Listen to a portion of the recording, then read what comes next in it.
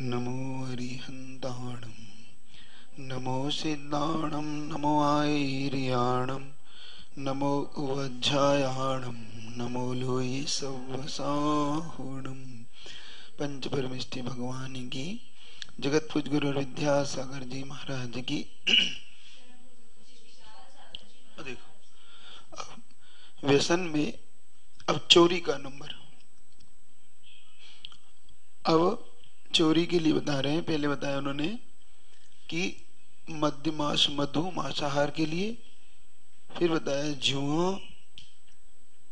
अब इस प्रकार से बता रहे हैं शिकार, और शिकार के बाद मदिरापान इत्यादि का वर्णन किया। अब कर रहे हैं चोरी।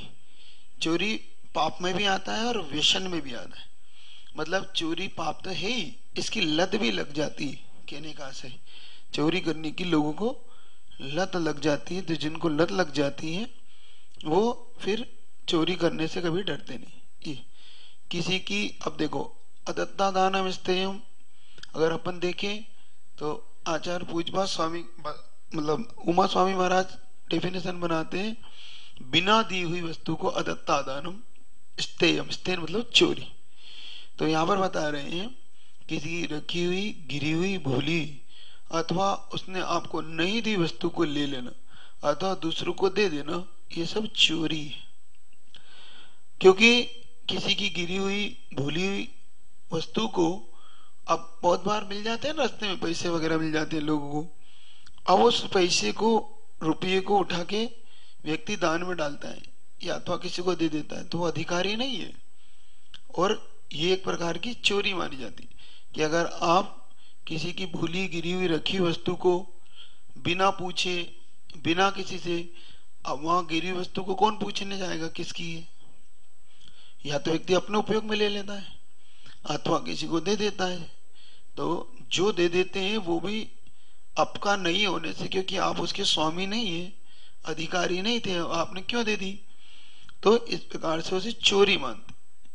और अब कारण बता रहे हैं इसके कि क्यों करते हैं लोग चोरी। कुछ गरीबी के कारण करते हैं, मतलब ये व्यसन कुछ तो गरीबी की अपनी, क्योंकि अब दरिद्र है, गरीब है, तो वो गरीबी के कारण इसको, इस व्यसन को, मतलब इसको करने लग जाते। कुछ बहुत जल्दी धनवान बनना चाहते हैं, मतलब उन्हें धन चाहिए ऐसा बिना मेहनत का, तो वो बिना मेहनत का धन चोरी करके कमाने लग जाते हैं। और कुछ लोगों को इसकी आदत, मनोरंजन के लिए भी चोरी करते हैं कुछ लोग। मनोरंजन मतलब पार्टियों में जाएंगे, शादी में जाएंगे अथवा किसी दुकान में जाएंगे और वहां वस्तु को उठा लाएंगे और फिर आपस में इसका हंसी में जाकर, देखो मैंने आज निकाल ली ना वस्तु, देखो मैंने उठा ली वहां से, किसी को पता नहीं पड़ा। और भले ही फिर फेंक देंगे उसे उपयोग में नहीं लेंगे, क्योंकि वो अमीर भी होते हैं, हो सकते हैं, गरीब भी हो सकते हैं। अमीर, गरीब तो उपयोग ले लेता है, अमीर आदमी के लिए उपयोग की नहीं होती वस्तु। होटलों से जाएंगे तो चम्मच उठा लाएंगे, किसी के जूते उठा लाएंगे, किसी की कुछ उठा लाएंगे, फिर फेंक देंगे भले। मतलब आनंद लेने के लिए भी उन्हें चोरी करने में मजा आता है कि देखते हैं कौन चोरी करके ला सकता है कि नहीं। कुछ भी, मतलब कुछ भी, कैसा भी, तो उसको परेशान करना अथवा अपने मनोरंजन के लिए अथवा अपनी कला दिखाने के लिए हम भी हाथ साफ कर लेते हैं। लेकिन ये एक प्रकार की चोरी है। आप किसी की वस्तु को बिना दिए उठाओगे तो चोरी की। परिवार में कभी परिवार में भी देखो, अगर उसे कष्ट हो रहा है, अगर वो बुरा मान रहा है, तो फिर आपको उससे पूछ के लेना चाहिए। जैसे अगर वो कह रहा है कि आप मेरे से बिना पूछे क्यों लेते हो, मेरी वस्तु को हाथ मत लगाया करो, उसने स्पष्ट कह दिया कि मेरी वस्तु को हाथ मत लगाओ, और लगाओगे तो फिर मैं बुरा मान जाऊंगा, तो फिर झगड़े हो जाते हैं ना घर में। तो इससे संकलेश होता है। परिवार में क्या होता है? संकलेश। आपस में संकलेश होने से भी फिर व्यक्ति को इस संकलेश से बचना चाहिए। मतलब आप इस पाप से बचोगे तो बहुत अच्छा होगा। अब भले ही आप लोग मजाक में कर रहे थे अथवा आपने अधिकार से उठा लिया कि चलो मेरा तो इतना अधिकार तो हो सकता, लेकिन वो अधिकार नहीं दे रहा ना आपको। क्या उसने तो अधिकार दिया नहीं आपको कि आप मेरी वस्तु ले लो। उसने तो क्या कह रखा है आपसे कि मेरी वस्तु को हाथ मत लगाओ, और लगाओगे तो फिर आपस में विवाद होगा। तो इसलिए भी उसको पूछ के लेना ज्यादा अच्छा है। या फिर उससे जैसे कुछ वस्तु के लिए कह सकते हैं ठीक है ये ले सकते हो, तो वो ले सकते हैं अपन। इसलिए जैसे हमारे लिए भी कहा कि मान लो साधु भी साधु का कमंडल उपयोग कर लेता है कभी कभी। जैसे मान लो आपका कमंडल नहीं मिल रहा अथवा नहीं दिख रहा है, तो कमंडल इस्तेमाल कर सकता है। तो पूछो क्या मैं आपका कमंडल ले जा सकता हूँ? आप साधु साधु के लिए तो कोई दिक्कत नहीं। तो फिर कोई साधु कह देते हैं महाराज आप पूछा मत करो, ये आपका ही है, आप वापस सकते हैं, इसमें आप बार बार आप पूछ के मुझे शर्मिंदा ना करें। तो फिर नहीं पूछते, कोई बात नहीं, ये अधिकार है आपका, ऐसी कोई बात नहीं है। मतलब आप बार बार ना पूछें। ऐसा आपको बताया था ना कि गुरुजी ने भी जब कमंडल लिया तो पूछ के लिए। मुझे ध्यान है अमरकंटक में हम 2006 में चातुर्मास के दौरान अब आचार्य से उपवास करते थे। तो उपवास के दिन आचार्य श्री ध्यान में बैठते थे और सिर्फ स्वाध्याय के लिए नीचे आते थे, बाकी ध्यान कर। तो करते क्या थे, जैसे उपवास हो तो उस दिन उनका कमंडल सुखा के रख देते, क्योंकि वहां पर 8-8 10 दिन तक लगातार बारिश होती थी। तो अब कमंडल एक दिन कम से कम धूप निकली तो सूख जाए। तो आचार्य जी का उपवास भी है, तो चलो कमंडल सुखा दो ताकि अच्छे से उसमें किसी प्रकार का जीव जंतु उत्पन्न न हो, काई इत्यादि ना पड़े। अब उस दिन आचार्य जी का कमंडल सुखा दिया, उपवास था। अब नीचे पढ़ाने के लिए हम लोग के लिए आए, तो हमारा कंडल ऐसे हम सीढ़ी पे पास में रख के आए थे कि भाई जैसे आचार्य से ऊपर पहुंचे तो देखते हैं तो कहते हैं मैं कमंडल ले लूं क्या? तो हमें इतनी शर्मिंदा लगी कि आचार्य से आप कमंडल पूछ रहे हैं, आप तो आपका ही है। तो हमें कहा नहीं आचार्य से आपका ही ले लीजिए। लेकिन नहीं मेरा नहीं है, मैं तो सिर्फ पूछ के लाया हूं। मतलब उनके अंदर पूछ के लेने का भाव देखो, जबकि उनसे कह दिया कि नहीं आचार्य से हम ही आपके हैं, तो कमंडल क्या वस्तु है? तो वो बस मुस्कुरा के थे हाँ लेकिन पूछना जरूरी है, ऐसा भी कहते हाँ पूछना जरूरी। ऐसा बहुत बार इस प्रकार से पूछ लेते हैं। ऐसा कई बार आचार्य के कमंडल पेकम पेक भर देते। तो अब आचार्य को उस समय बहुत भारी था, मतलब बहुत ज्यादा जल आता था। तो आचार्य श्री के लिए कभी कभी जल खाली करना पड़ता था। तो वही पूछ के क्यों कमंडल किसी को पानी तो नहीं चाहिए? तो हम लोग कहते हाँ आचार्य से दे दीजिए, ताकि गुरु जी को कष्ट ना हो, बहुत ज्यादा दूर अगर जाना पड़े हार के लिए तो दिक्कत ना हो। अथवा कमंडल किसी ने कम भरा तो फिर तो भी आचार्य से कोई किसी के पास कमंडल पानी है, देखो चाहे तो कह सकते थे आर्डर हाथ से पानी डाल दो, ऐसा नहीं कहते हो, मतलब आदेशात्मक वचन नहीं कहते। हाँ किसी के पास पानी हो तो दे सकता है, ऐसे कहते थे कि किसी का ज्यादा पानी हो तो हमारे कंडल में नहीं है, कोई दे सकता है। तो हम लोग अरे फिर थोड़ा सौभाग्य कि चलो गुरु नहीं आचार्य से आपका ये ले लीजिए। तो इस प्रकार से सोचो। तो आप जो पूछ रहे हैं कि हम किसी की दस्तूर अगर हमारे परिवार की तो हम ले सकते कि नहीं, देखो परिवार में बात ठीक है, इसमें कोई बात नहीं, ले सकते, लेकिन एक बार उसके मंतव्य को समझ ले, उसके मन क्या कहता है। अगर उसका मन नहीं है आपको देने का तो फिर दोष है। उसका मन है कि नहीं नहीं आप कोई बात नहीं आप ले लें, पूछने क्या जरूरत है, तो फिर बाद में बताना भी चाहिए। जैसे आपने ले भी लिया, भले उसने आपसे कह दिया कोई बात नहीं आप ले, तो बताना कि आपका कमंडल हमने या आपकी वस्तु हमने उपयोग की थी, आप उस समय नहीं दे इसलिए की थी। अब उसका मन दिख जाता है इससे कि उसका मन क्या कह रहा है ना ये। तो यहाँ पर चोरी क्या हुई, मतलब किसी की रखी हुई भूली हुई गिरी हुई वस्तु अथवा नहीं दी हुई। अब देखो नहीं दी हुई कह देना ना, तो नहीं दी का मतलब यही हुआ कि वो देना नहीं चाहता था, अब इधर उधर हुआ आपने ले ली और लेके उपयोग कर लिया, वो आया आपने पुनः रख दी कि ताकि उसे पता ना चले। इतने में इसको अब नहीं पता चला कोई बात नहीं, आपको तो पता पड़ ही गया कि मैंने तो बिना पूछे। तो इससे भी उसे सामने वाले को तो नहीं पता पड़ा, लेकिन अपने लिए तो चोरी हो गई। मन में भय तो हुआ ना, हमारे संकलेश तो हुआ ना, अरे उसे पता ना पड़ जाए, देखो वो आएगा नाराज होगा भी पता पड़ेगा उसे, इसलिए उसे बिना बताए। तो इसलिए उन वस्तुओं को हाथ ही मत लगाओ भैया, दूर रहो, कोई बात नहीं। बहुत बहुत होता है परिवार में, हो जाता है कभी कभी विवाद ऐसे हो जाते हैं, आप हाथ मत लगाओ, ये वस्तु मत करो, वो मत करो। अब कभी कभी एक ना समझ जैसी बात रहती है। अब उन्हें लगता है कि मेरी वस्तु है, अब ये नहीं लगता कि ये भी तो मेरे ही है ना, कि ये कौन सा पराया है, ये वस्तु मेरी तो ये व्यक्ति मेरा है कि नहीं। इसीलिए तो कहा था कि जब व्यक्ति और वस्तु में चयन करना पड़े तो व्यक्ति वस्तु चुनता है, व्यक्ति नहीं चुनता। वस्तु और व्यक्ति में किसी को चुनना होता तो हम किसको चुनते? वस्तु को, व्यक्ति को नहीं चुनते। क्यों? क्योंकि व्यक्ति की कीमत नहीं। जबकि व्यक्ति चला जाए तो वस्तु किस काम की? जब वो चला जाता है या कोई मान लो किसी कारण से उसका मरण हो जाए या किसी कारण से हमसे दूर चला गया कहीं पढ़ने के लिए अथवा किसी व्यापार के लिए, अब सालों साल नहीं आ रहा वो, तो आपको कैसी तड़पन होती? अब क्या करोगे इन वस्तुओं का जिसके लिए आप झगड़ते थे कि ये वस्तु मेरी, ये वस्तु मेरी। अब करो झगड़ा, कोई बात नहीं। अब किसके लिए झगड़ोगे? चला गया, अब कैसे झगड़ोगे? और अब आपके अंदर बेचैनी होती, काश वो होते तो अच्छा रहता, मैंने उनको उस दिन ऐसा कह दिया। तो पहले दिमाग नहीं आ रहा आप में, पहले समझ नहीं आ रहा कि अपन अपने साथ में क्यों बोलना ऐसा। लेकिन ऐसा होता है कि तब व्यक्ति की कीमत नहीं होती, वस्तु की कीमत करने के चक्कर व्यक्ति को खो देता है।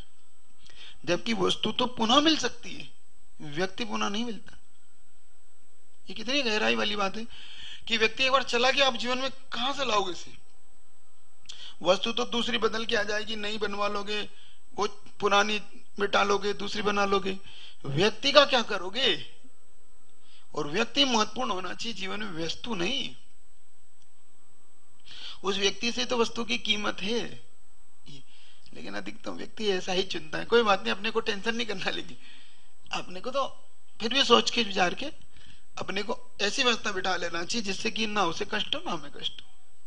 कोई बात नहीं भैया, कोई बात नहीं, आपकी वस्तु आप देख लो, कोई बात नहीं, आपको ऐसा करना तो ऐसे ही करो। अपने आप ही 2-4 दिन बाद उसे दिमाग में आने लगता है कि देखो मैंने इनसे अच्छा व्यवहार नहीं किया, काश इनके साथ अच्छा व्यवहार करता तो ये भी मेरे साथ इस तरीके से व्यवहार नहीं करते। अपने आप ही वो आदमी इन वस्तुओं का कारण अपने वालों को पराया बना लेता है। देखो, और पराये लोगों तो अपना बनाता फिरता है।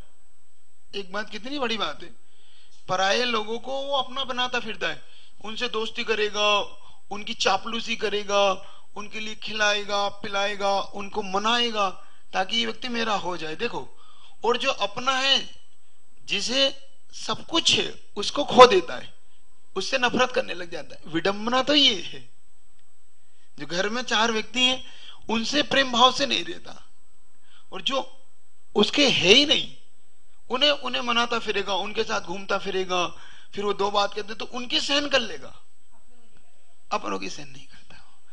पड़ोसी कुछ 4 बात सुना जाए तो चुपचाप बैठ जाता है क्योंकि ये पीट पाट देगा, और अपना अगर थोड़ा सा जोर से बोल दे तो मेरे से ऐसी बात करती, मैं हम नहीं बात करूंगा, ये नहीं करूंगा, तो ना वो नोटंकी दिखाने लग जाता है, ड्रामे है ना, होता है।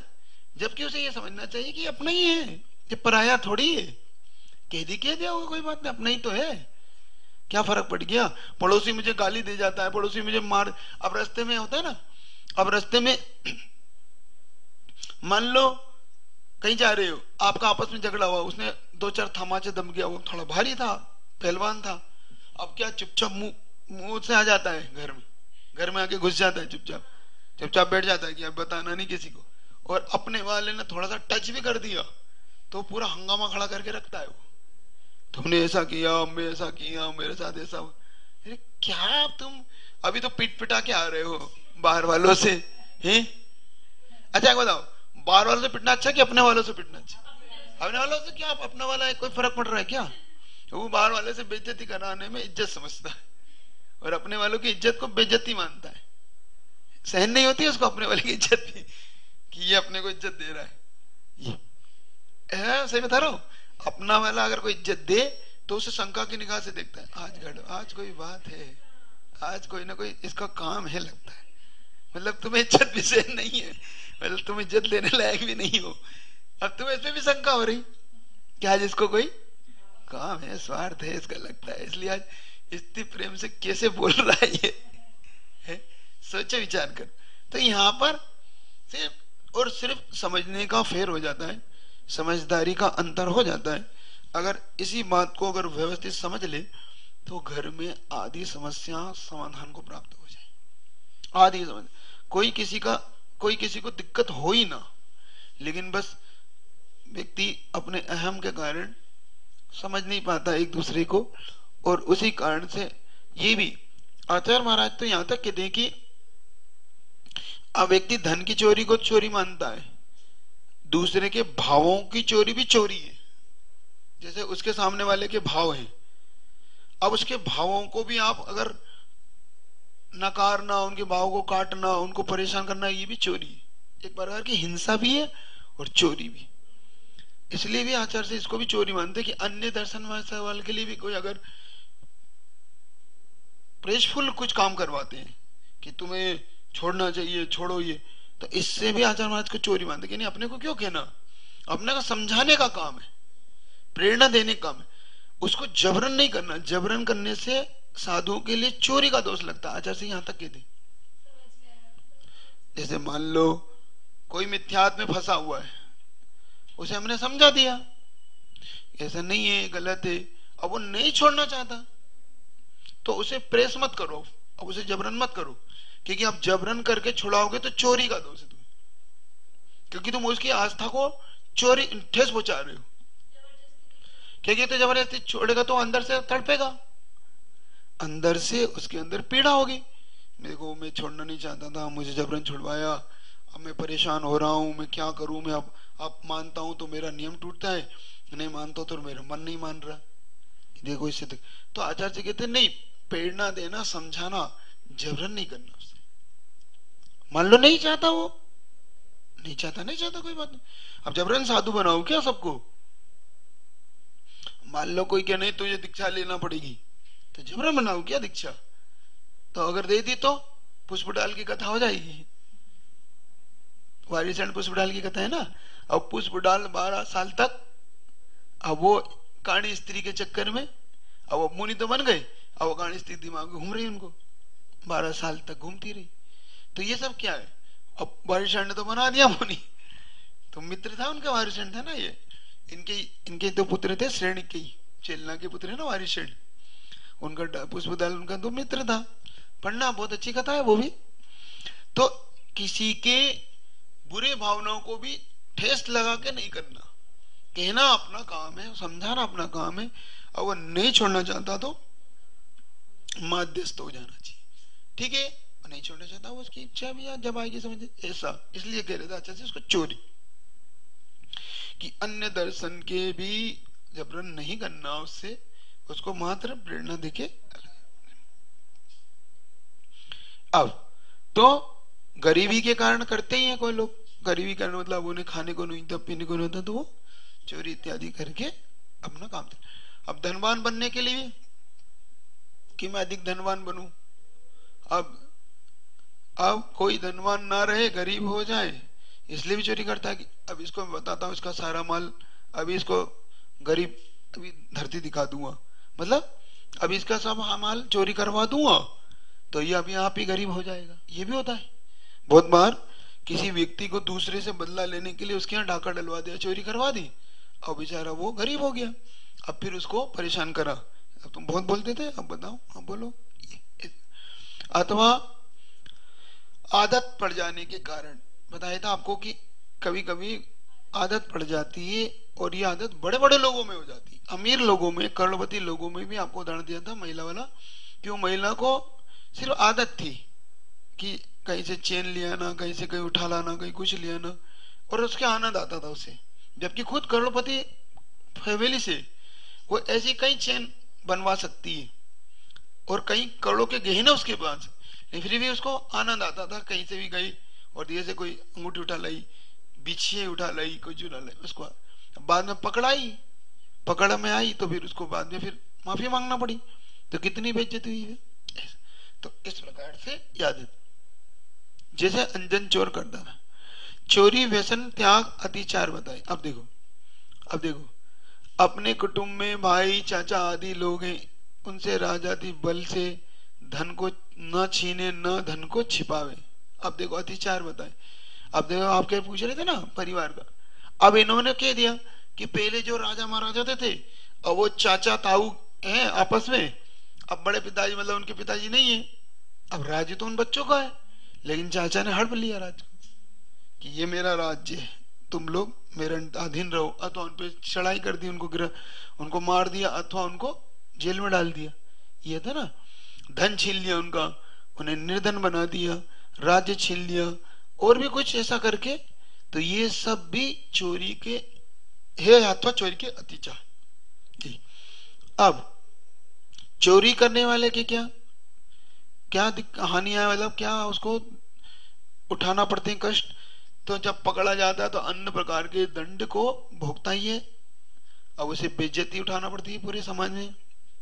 मान लो पकड़ा जाए तो हर व्यक्ति ये चोर है, इसने ऐसा चोरी की, उसके मतलब उसके पीछे चोर ही सब्जेक्ट लग जाता है। जैसे अंजन, अब वो आज तक चोर है, भले वो सिद्ध भगवान बन गए ना, आज तक अंजन चोर सिद्ध बने, चोर ही बोलते हैं उसको।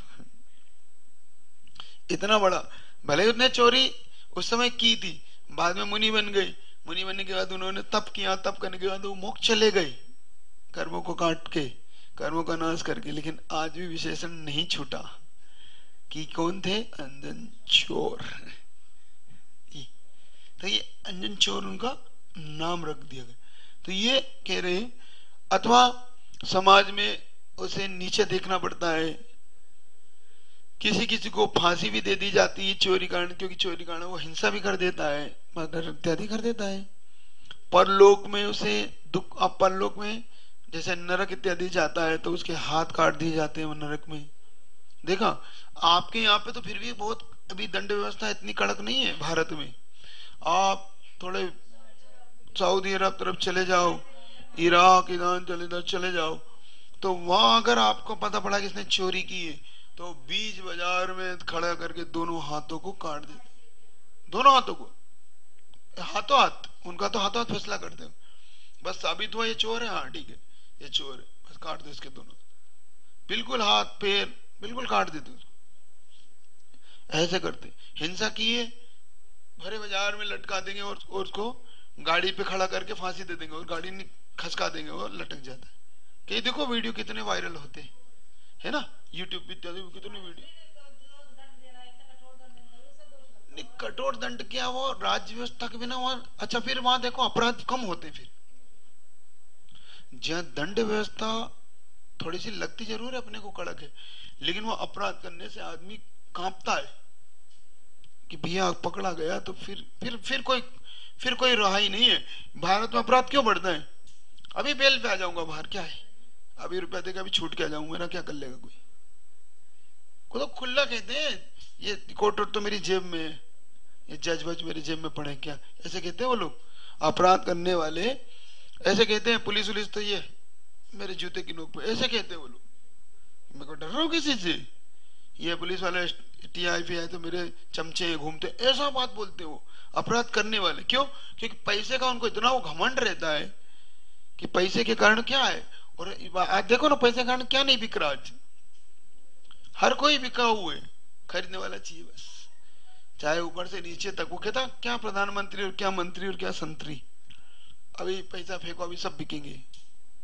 ये चक्कर है ना, क्योंकि जहां बोर्ड बिकते हैं वहां सब बिकता है। बोर्ड मतलब समझे, जब आते इलेक्शन होते तो आदमी अपने सब कुछ बेच देता है, अपने बोर्ड को 1000 2000 रुपए में बेच के और दूसरे को वोट दे देता है। फिर बाद में रोता रहता है कि ये व्यक्ति मुझे सता रहे हैं, तो उस समय तो तुमने अपना वोट इसको ही तो बेचा। हाँ बहुत जगह ऐसी भी है, हमें नहीं, एक ऐसा एक देश है बहुत छोटा, बहुत छोटी कंट्री, वो बता रहे हैं वहां पे यहाँ के इंडिया के लोग गए थे कि महाराज जी हम ट्रेन से उतरे और हमारा बैग छूट गया, तो वो हमारे बैग को ढूंढते रहे हमको, हम जहां छोड़ा था वहीं मिला बैग हमें, मतलब हमें कहीं हमारा बैग किसी छुआ ने भी नहीं, छुआ भी नहीं कि वहां आप ही ले लो कोई बात नहीं, कि व्यक्ति यहाँ से हाथ, क्योंकि वहाँ इतना डर है वहां पे उस कंट्री में। और विशेष तौर से जो बाहर से लोग आते उनके लिए तो विशेष सुविधाएं देते हो कि हमारे कंट्री में कोई ऐसा व्यक्ति ये नहीं कहते कि हमारे कंट्री में यहाँ सामान गुम गया, इसलिए। और उनके विदेशी व्यक्ति के लिए तो उनका सख्त वो है कि अगर विदेश का कोई अगर पर्स भी छोड़ गया, मोबाइल छोड़ गया, तो वहीं मिलेगा आपका, हटेगा नहीं वहां से, आपको वो ढूंढ लेंगे वो। और नहीं होगा तो उसको ऐसा रखेंगे आपको जगह जगह, जैसे उनके वो लगे रहते कैमरे, तो आपको ढूंढ लेंगे कि आपका वहां पर्स छूट गया, क्योंकि उनके कैमरे है, आपका पर्स गिरा तो आपका देख ली सूरत कौन था। फिर पूरी कंट्री में खोज करवा लेंगे आपकी कि ये व्यक्ति कहाँ है इस समय, क्योंकि उनके पास आपका वो तो वीजा वगैरह रहता है, तो उससे चेक कर लेते हैं कि इस समय आप लोकेशन पे कहाँ हो, फिर आपको बताते हैं कि आपका पर्स वहां गिरा है, आप वहां से ले ले, या फिर आप तक पहुंच रहा है। ऐसे है, इतनी ईमानदारी है वहां। मतलब कई कंट्रियां ऐसी हैं कि वहां पर सौंप रहे हैं, वहां पे पूरा भोजन पानी सब रखा है, और वहां पे चिट लगी कि आपके इतने पैसे की ये चीज है। दुकानदार अपना काम से दूसरे काम पे चला गया, उसने आया, उसने अपनी चिट से समझ लिया, पैसा डाला। उसे ये नहीं कि यहाँ बेईमानी करना है मुझे, खुला है वहां पे। पेपर जगह जगह पेपर है, जैसे न्यूज़पेपर सुबह से जगह जगह चौराहे पे और वहां पे रख देते हैं, और वहीं पे उनकी बॉक्स रखा देते, आदमी पेपर लेता है, डॉलर जो भी है उसको डाल के चला जाता है। वहां पे खड़े रहते पेपर बांटना फिरना, उनके पास समय है ही नहीं इतना। ऐसे कोल्ड ड्रिंक ड्रिंक जगह जगह पे उन्होंने वो लगा रखे, और बस आप जितना पी लो उसमें पैसा छोड़ दो, अपना पी लो और आगे बढ़ जाओ। भारतीय जाके बदनाम करते, वहां जाएंगे 3-3 4-4 पी जाएंगे और एक भी नहीं डालेंगे और आगे बढ़ जाएंगे। है नहीं नहीं, कई जगह ऐसे भी होती है। देखो एक अब जोक था कि क्या था पता नहीं, बुट पॉलिश होती ना, बुट पॉलिश, तो वहां पे ऐसी मशीनें लगी है, आप पैर डालो आपका जूता साफ हो जाएगा, दूसरा पैर डालो तो दूसरा पैर फंस जाता है वहां पे। जब पहला तो निकल गया, अब दूसरा डालोगे तो जब तक आप डॉलर नहीं डालोगे जब तक वो नहीं छोड़ेंगे। तो भारतीय कितने बदमाश है, 3-4 मशीन लगी, एक में एक डाला, दूसरे में दूसरा डाला। अब वो विदेशी गया, वो गया तो उसका पहले ही फंस गया, ये क्या हो गया, मैं तो पहले ऐसे। अब वो भारतीय कलाकार था, वो देखा भाई पहले में तो पहली मशीन में पहला कर लिया, दूसरे में दूसरा कर लिया, और चलता बना वो।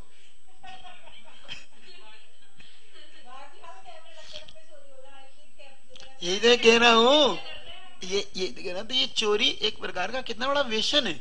हम चोरी इसलिए करें, चोरी का चोरी नहीं मानते। नहीं पहले अब देखो, अब कह रहे भारतीय रेल में क्यों दिक्कत आती है, उन्होंने आपके मोबाइल चार्जर लगाए, बल्ब लगाए, सब लगा, सारे निकाल के चले गए। तो फिर अब सरकार कहां तक आपकी व्यवस्था है, कहते ठीक है भाई आप जब भारतीयों को ऐसे ही। इसलिए तो कह रहे हैं कि हमारे यहाँ भारत देश में इसलिए चोरी की दिक्कत है कि यहाँ पर दंड व्यवस्था नहीं है। वहां इतनी कड़क दंड व्यवस्था कि आप जैसे मतलब निकल भी गए वहां से तो आपके पीछे इतने कैमरे हैं उनके पास कि आप कहीं ना कहीं तो पकड़ में आओगे कि आप यहाँ आओ इस समय। इतना उनके पास उनका फास्ट वो है, और पुलिस इतनी टेक्नोलॉजी और पुलिस इतनी फास्ट है कि तुरंत यहाँ से कि वो वहां पहुंचने ही वाला है, बस आपके पहने बोले आपके स्वागत के लिए खड़ी है पुलिस, आ जाओ आ जाओ आप पधारी है, आपने क्या करके आए उधर।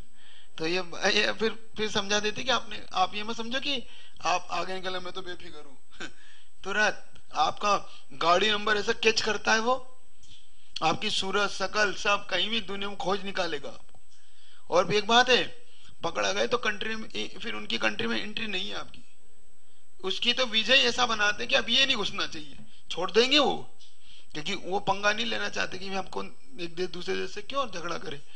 तो उस व्यक्ति का वीजा ऐसा बना के उसमें ऐसा लिख देंगे और उसका साइन ऐसा थंब लगाएंगे कि अगर ये घुसे तो वहीं से रिटर्न हो जाए कि आप चलिए।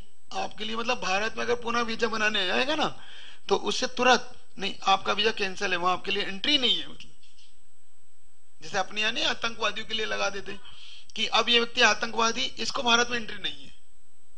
जैसे वो घुसेगा थंब लगाएगा कुछ भी अपना टिकट बनवाएगा तो तुरंत यहाँ खबर आएगी कि वो व्यक्ति इधर आने वाला है, होते ना। अब पुलिस ये सब अपने हिसाब से करती है, ऐसे वो लोग कर देते आपके साथ। फिर क्या रही भारत की इज्जत, क्या खराब करके आए। मतलब आपको कोई भारतीयों को घुसने नहीं देगा है, नहीं है तो भारत की इज्जत तो बहुत है, दुनिया शान से देखती है भारत को, ऐसी नहीं है कि नहीं है। मोदी ने कितनी बना रखी है सब दूर, ऐसा नहीं है, इज्जत बनाई है, हमने इज्जत खराब कर दी। इसलिए फिर एक व्यक्ति कारण फिर सारे ही लोगों को बदनामी का घर देखना पड़ता है, इसलिए बचना चाहिए इन चीजों से।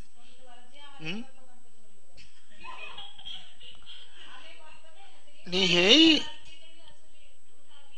बता शास्त्र क्या, आप तो सब्जी की दुकान पे कट जाते हो, अब 2 पैसे की सब्जी के लिए कट जाते हैं सारा वक्त, नहीं उठाते? हाँ हाँ सही बता रहा हूँ। वो उधर देख रहा है, उसने ऐसा डाल लिया, क्या कर लिया आपने? आपने क्या कर दिया? हाँ हाँ बड़े बड़े बता रहा हूँ, बड़े बड़े उसकी 2-4 मिर्ची उठा लेंगे, कुछ 2-4 कुछ उठा लेंगे, क्या है इससे? तो ये सब चोरी नहीं है? तो ये सब चोरी के अंतर्गत आता है। हमें भले लगता है, अब को बहुत लोग कहते हैं चोरी की चीज महाराज जी बड़ी स्वाद देती है हाँ, जैसे आम उठा लाएंगे, कुछ उठाएंगे, अब भले 10 खरीद लेंगे, एक उठा लाएंगे। तो उस गरीब व्यक्ति के बारे में आपको क्यों ऐसा करना? वो उसकी आपको क्या अर्थ निकला, उसका क्या फायदा हुआ? तो ऐसा नहीं करना कभी भी। तो भावों की भी और मन वचन काय से भी इस चोरी से बचना। तो ये भी एक प्रकार का व्यसन है, और व्यसन करने से अपने आप ही पाप लगता। अब पर स्त्री सेवन, स्वयं की अपनी विवाहित स्त्री को छोड़कर अन्य स्त्री के विषय में, उसके बारे में सेवन इत्यादि उसके बारे में करना व्यसन है। पर स्त्री सेवन त्याग का अतिचार, बालिकाओं के लिए दूसरा लगाना, गंधर्व प्रेम विवाह करना, मतलब उनके भगा के इत्यादि ले जाता है ना आजकल, लव मैरिज कर लेना इत्यादि है। तो ये सब दूसरा, एकांत में बुलाना, हंसी मजाक करना, उन पर इस प्रकार से तिरछी नजर इत्यादि देखना, शील भेदक संभाषण करना, परिचय प्राप्त करना आदि कारणों से वृद्ध पुरुष भी दोष को प्राप्त होता है। फिर जवान पुरुष के नहीं दोष प्राप्त का अवश्य होगा।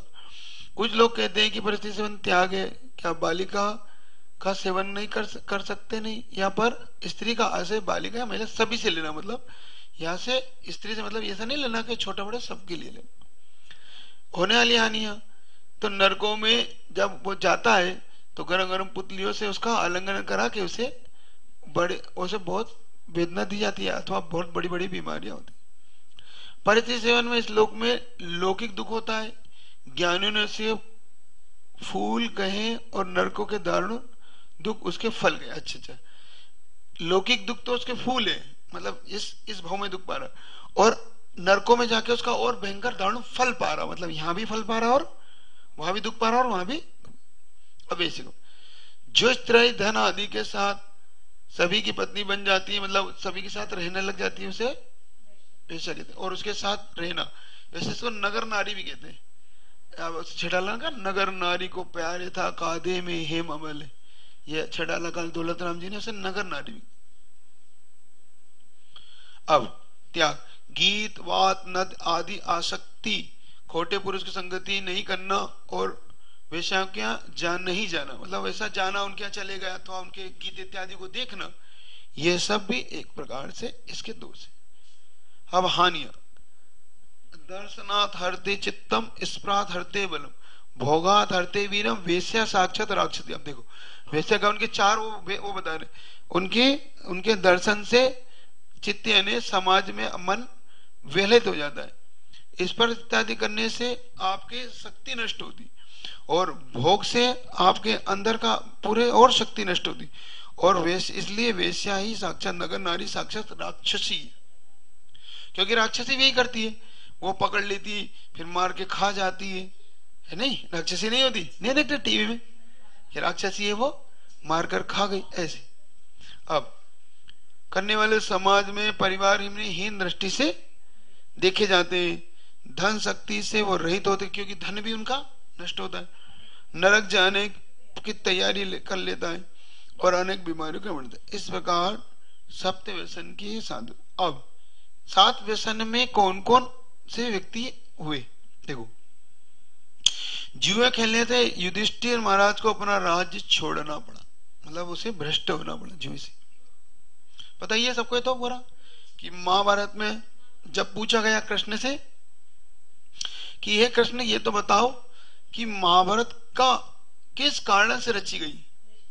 क्या दुर्योधन के कारण रची गई जिसने छल किया? क्या दुशासन के कारण रची गई जिसने द्रौपदी का चिरण किया? क्या मामा शकुनी के कारण हटी गई जिसने इस प्रकार से वहां पर जुए में? तो क्या नहीं, ये नहीं थे। कौन था? युधिष्ठिर। या वो तो फिर वक्ता अपने अपने हिसाब से पात्र को बनाता कि इसके कारण, फिर तो युधिष्ठिर, फिर दुर्योधन भी आ जाता पात्र में, तो फिर उनके पिता भी आ जाते हैं, है ना? तो मेन रीजन तो अगर देखो कहीं ना कहीं तो आपको जुआ निकलेगा। तो ये कहीं ना कहीं, अब जुए का भी अगर देखो तो जुए की रचना द्रौपदी ने करवाई, जो मतलब वो उसे नहीं बोलती तो वो उससे कहता बदला लेने के लिए, मामा से नहीं कहता, अब मामा इस प्रकार की रचना नहीं बनाता। तो कहीं ना कहीं, और अगर देखो तो कहीं ना कहीं जो इसका शकुनी मामा था, शकुनी मामा अगर अपन वैष्णव दर्शन को देखें तो शकुनी मामा को बदला लेना था कौरव पांडव से, क्योंकि इसकी बहन जो गंधारी थी इसको हरण करके लाए थे इसकी बहन से। तो इससे जो इनके यहाँ पे तो अंधा बताया इनके पिता को, दुर्योधन के पिता को, धृतराष्ट्र को।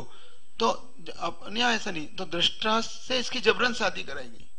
तो उसने कहा था कि मैं इनके वंश को नाश कर दूंगा, इसने मेरी बहन के जीवन को नाश किया है, मैं इनके वंश का नाश कर दूंगा। फिर उसने यहाँ आकर रहने लगा इनके साथ, फिर धीरे धीरे इसने पूरी वंश को नाश करने की जो प्रतिज्ञा की थी वो पूरी करी।